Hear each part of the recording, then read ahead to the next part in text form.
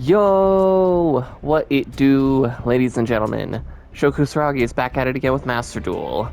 I had been struggling in ranked mode because I couldn't keep up with the meta stuff like Kashtira and Bestials, especially Bestials, because those who don't know, Bestials is an archetype where one of their main things is special summoning themselves by banishing either light or dark monsters from either player's graveyard. And since my Galaxy Eyes deck is pretty much nothing but light monsters, that makes it not really work so well anymore. But luckily I stumbled upon this deck. I've always wanted to make this deck ever since I saw it in the anime, and I'm happy that it's out and I found a build that I could make. And I'm going to leave a link in the description where I found this build. This is a plant deck. It's based around the Sunseed Sun Avalon engine. The whole deck revolves around this one card, the Sunseed Genius Loci. Once I play him, I get cooking. I summon pretty much every monster in this deck, with few exceptions. This deck is just really nasty, it's really fun, but it's really complicated. So what I'm going to do is I am going to use it in the solo mode so I can give you a demonstration of how it's supposed to go. And then I'm going to show you some footage that I have saved in ranked where I had to use this deck.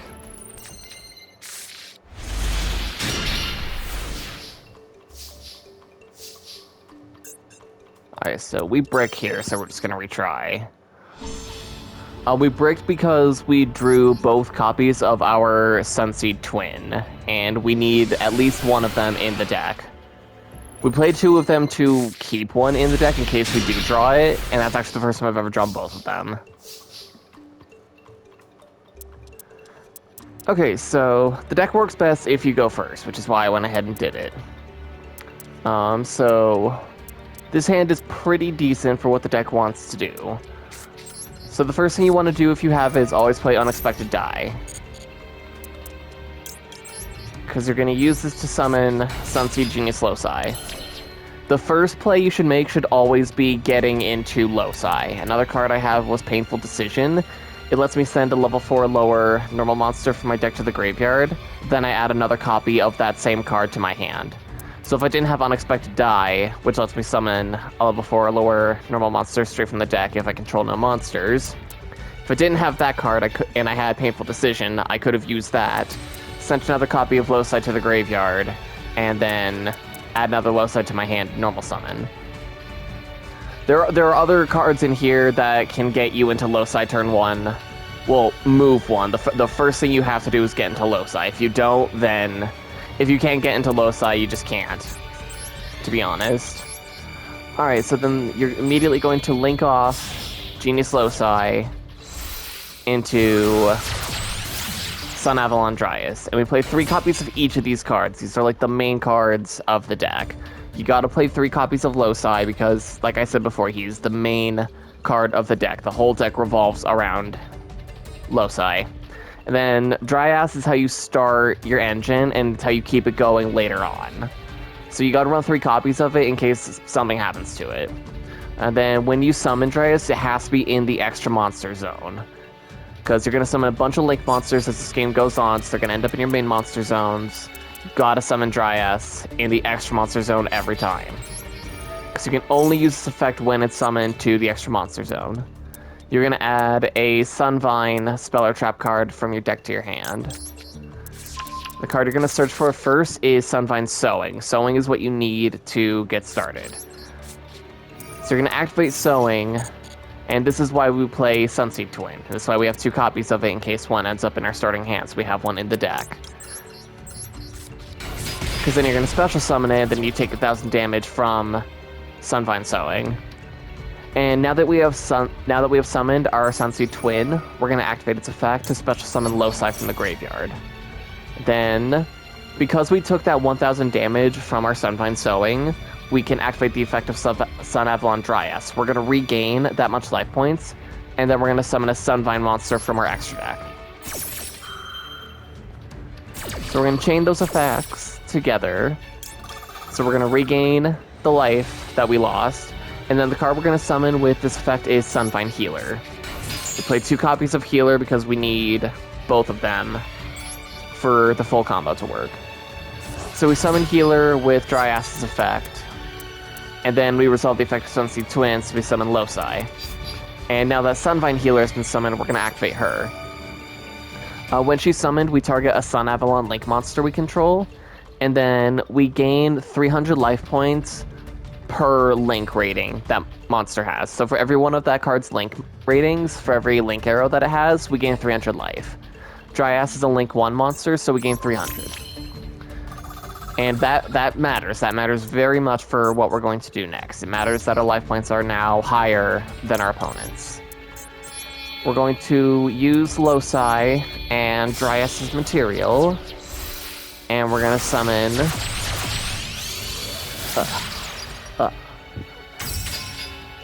So we're going to summon our Link 2 Aromatherapy Jasmine.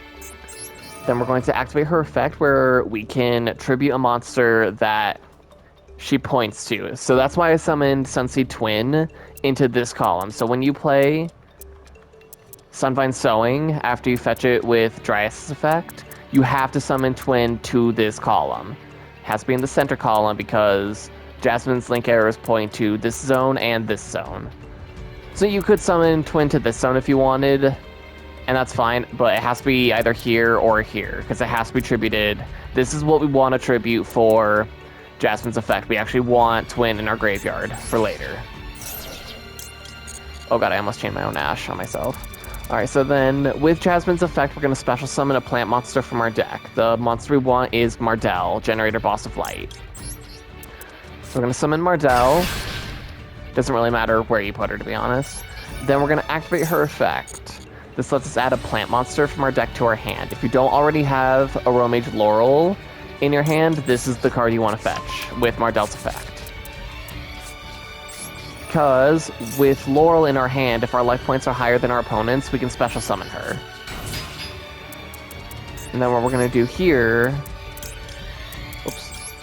is we're going to use Laurel and Mardell as material, and we're going to summon another Jasmine. Then it matters that we use... Gonna back up for a second. It really matters that we use Laurel to do this, because when Laurel is sent to the graveyard, we gain 500 life points. What that does is that it causes Jasmine to activate. Whenever we gain life, we add a plant monster from our deck to our hands. And because we have 2 copies of Jasmine on the field, we're gonna search twice. One of the cards you would normally search for with this effect is actually Spore. Spore is a really important card that we're going to need later, but we already have it in our hand for this example, so we don't even need to search it. So the cards you want to search for with this effect are Spore, if you don't already have it, and then you want to search for Mudan, the Rika Fairy, if you don't already have her. So we're going to search her, and then we're going to go full combo with this, actually. We're going to do everything that this deck is built to do. The next card we're going to search for is this Cactus Bouncer. Cactus Bouncer is kind of why I play this deck in Ranked, because it can shut my opponent's decks down, because while he is on the field, and while there's another plant monster on the field, neither player can special summon. So if my opponent can't special summon, they're just kind of screwed. Especially in an era where, like I said, Bestials and other crazy shit like Kashtira are the meta. So now we have all 3 of the main things that we want in our hand right now. So the next step of this deck, now that we have our board state, is to summon Link 3 Sun Avalon Melius. So you want to use the Jasmine that's in your main monster zone first, use her as 2 material, and then use her with Sunfine Healer. Then it has to be summoned here in the center column. Gotta be in this zone. As you see, its Link arrows point left and right, so now we can summon Link monsters to more main monster zones. And then when Melius is Link summoned, we get to summon Loci from the graveyard.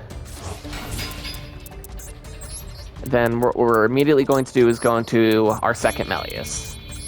We're going to use Loci and use Jasmine as 2 materials again.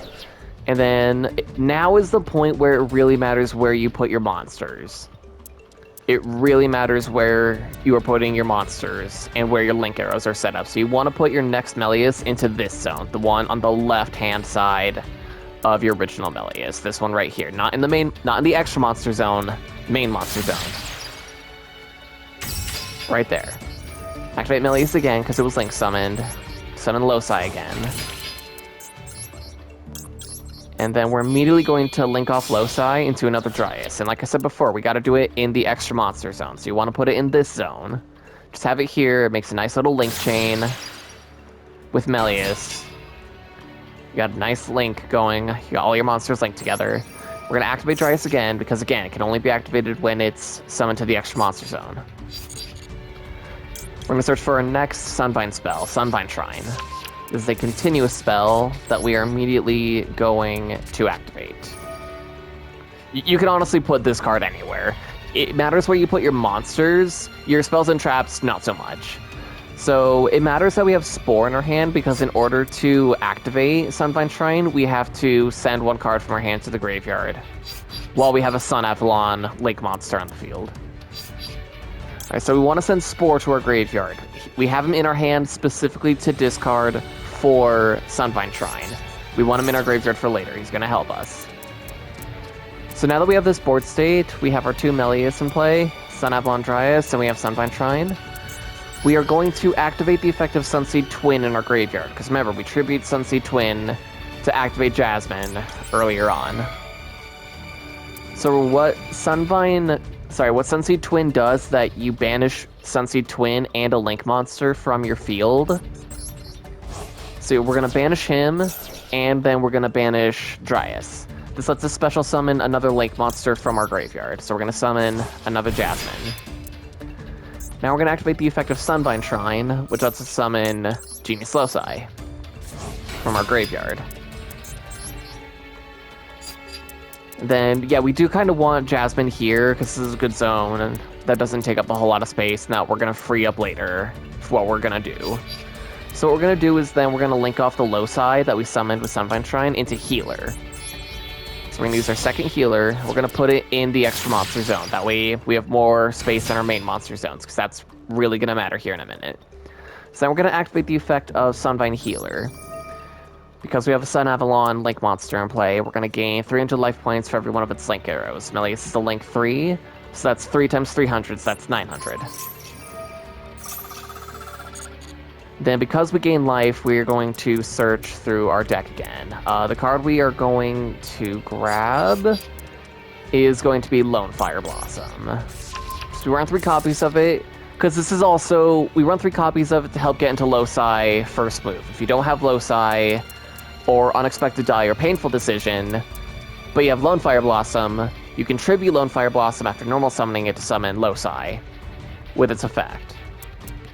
Alright, so now, we've had this card in our hand since the opening. This is Therion Lilyboria. We run a small package of Therion cards in this deck, because Lily happens to be a plant monster. So what we're going to do next is we're going to activate her. We're going to equip her with a plant monster from our graveyard. It honestly doesn't matter, just pick any one. And then summon Lily anywhere, it doesn't matter where she goes, because what we're going to do is activate her effect. We are going to send one card from our hand or field to the graveyard to add a Therion spell or trap card from our deck to our hand. Send Lily. You have to send specifically Lily. Don't send the Loci that you equip to her. Send the Lily. So then we're going to add the field spell Therion Discoliseum to our hand. Then we're immediately going to activate it. When this card is activated, we add a Therion monster from our deck to our hand. The card we're going to search for is Therion King Regulus. This is like one of the few non-plant monsters in the deck. He is a machine-type monster. So it matters that we do this early, because in a minute here, we are about to get locked into plant monsters. So what we're going to do is we're going to activate King Regulus in our hand. Because we have Therion Lilyboria in our graveyard, because she's a Therion card, we're going to equip her from the graveyard to Regulus. Summon Regulus to the rightmost hand column. You want him right here in this zone. Then he gets equipped with the Lilyboria. I think it's best to always have these in the same column, because it doesn't really matter, because Borea is not a spell or trap card, so she's not going to do anything, so just have her in the same column as Regulus. So now that we have Regulus in play, what he can do is, when our opponent activates card or effect, we can send a Therion monster card from our hand or face up from the field to negate that effect. So because he's equipped with Lily, we can send Lily to the graveyard to negate something. So next now is when Mudon the Rika Fairy comes into play. This is one of the cards that we searched for with our initial Jasmines. So what we're going to do is we're actually going to tribute the Jasmine that we have in play right now, because we don't need her anymore. And this will let us special summon Mudon.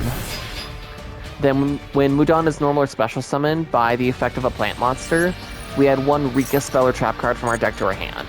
The card we add is Rika Glamour. So we activate Rika Glamour, and this is something where I've made this mistake a lot. Sometimes it's going to ask you if you want to tribute a monster. It's actually not popping up, which is kind of unfortunate because I wanted to showcase that.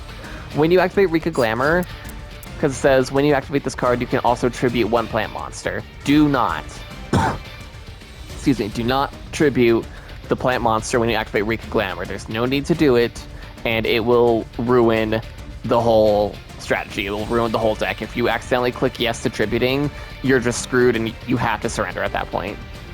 So do not tribute, because all we need it for is to add our other Rika card from our deck to our hand. Snowdrop, the Rika Fairy. So now that we have this field, what we are going to do is we are going to summon one of our Link 4 monsters, Bangalancer the Resurgent. So we're going to use this Melius in the center column as 3 material, because it is a Link 3 monster. And Bangalancer only requires at least 2 plant monsters. So then we're also going to use Mudon as the other material. So then summon Bangalancer into the centermost column, where Melius was.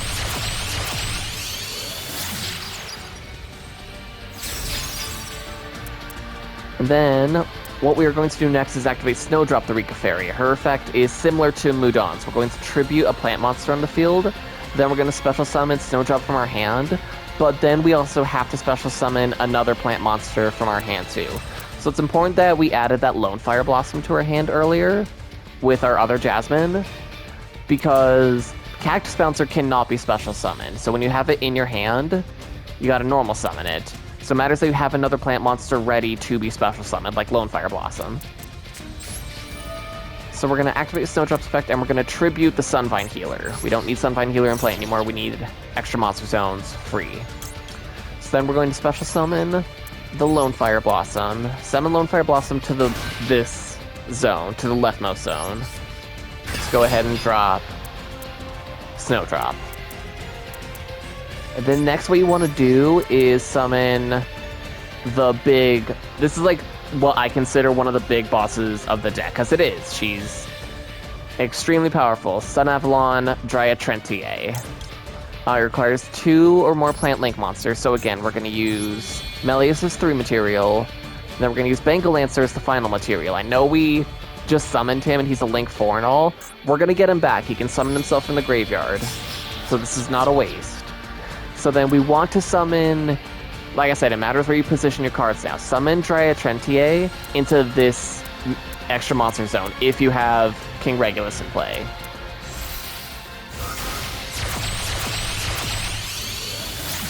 It matters that we have Dryad Trentier pointing to monsters with high attack points. Because now that we have Link summoned Dryad Trentier, we're going to add a Sun Avalon spell or trap card from our deck to our hand. The card we're going to add is Sun Avalon Bloom. When Sun Avalon Bloom is activated, if we have a Link 4 higher plant monster, we negate the effects of all of our opponent's face-up monsters that they have currently.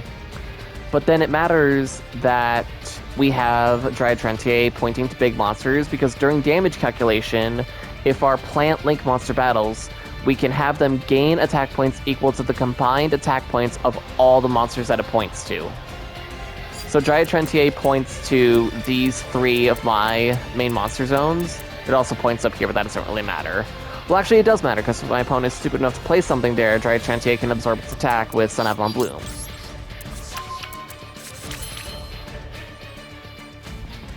Alright, so for full combo, I'm going to show you what you should do next. What you want to do next is activate the effect of Spore in your graveyard. Remember, we discard Spore to activate Sunvine Shrine. we're going to banish a plant monster from our graveyard to summon Spore. Now, banish Mardell, because Mardell is a light attribute monster. Your opponent can banish her from your graveyard to summon one of their bestial monsters. So get her out of there. So then what we're going to do afterwards, we're going to activate Snowdrop's effect. We can target one plant monster we control, and all of our other plant monsters will have their levels changed to that card. Target Rika because she's a level 8. Target Snowdrop. So now all of our plant monsters are level 8. So what we're going to do is we're going to overlay Spore and Snowdrop and summon this Xyz monster. We're going to summon Teardrop the Rika Queen, summon her here into this zone directly underneath Dryad Trentier.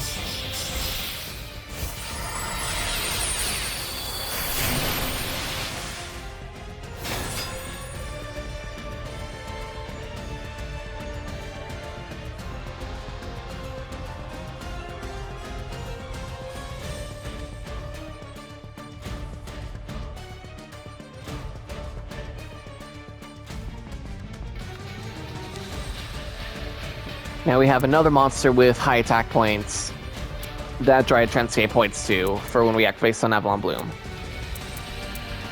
The next step is to summon Bangalancer. So what we're going to do is we're going to banish Link monsters from our graveyard that have a combined total Link rating of 4.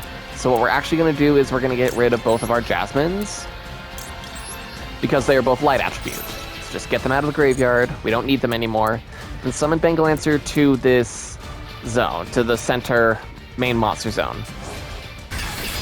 Because his link arrows point up, down, left, right. So he's also pointing to Teardrop.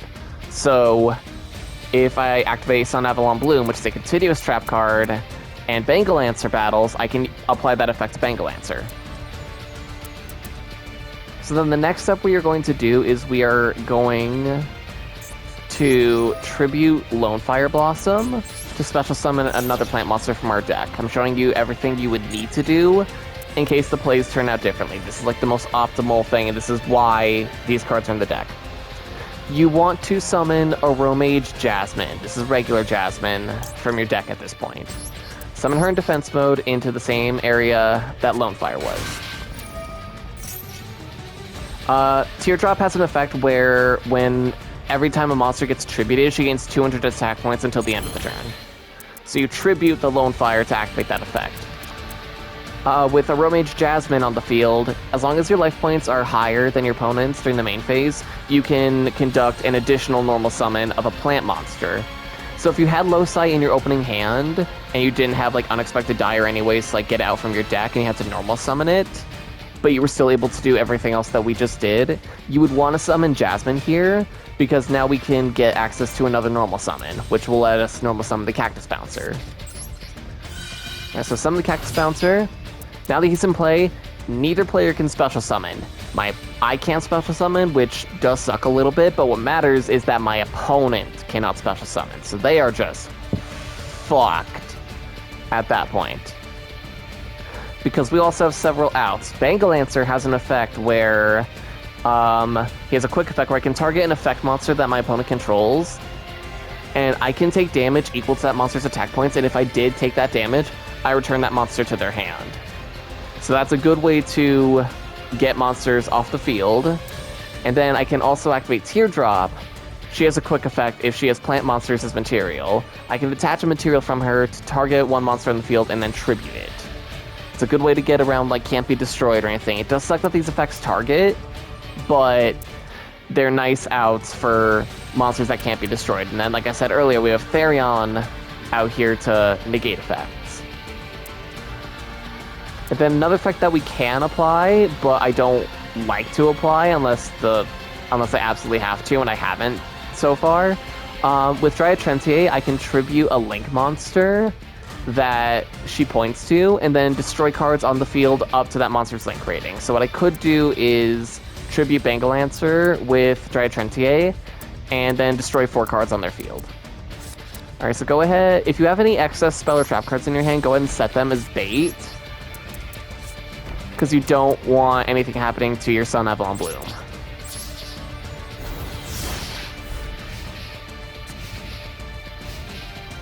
So once you have done all that, just pass the turn. Let your opponent try to play the game, even though they can't. So, in this case, just the practice bot just summoned a 2000 point beat stick. But what I can do is activate Teardrop and attach a material and distribute it.